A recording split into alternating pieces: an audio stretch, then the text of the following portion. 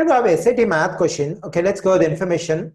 2a positive 4a positive 2 times I equals to b negative 10i. There is an equation over here. If I equals to square root of negative 1 in the equation above, where a and b are constants, what is the value of b?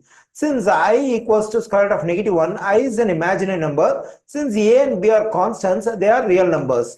Since this 4a positive 2 is multiplied by I, so this whole stuff has to be considered as imaginary number, and this 2a is a real number because a is a constant, it is multiplied by 2. So 2a is a real number. On the right side, this b is a real number and this negative 10i is an imaginary number.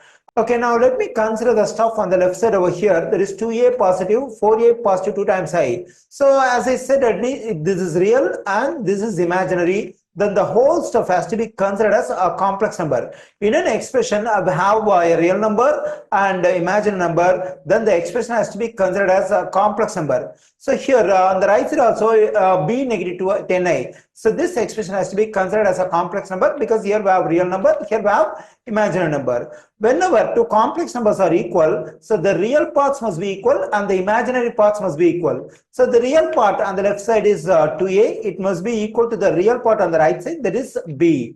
And the imaginary part on the left side is the coefficient of I, that is 4a positive 2.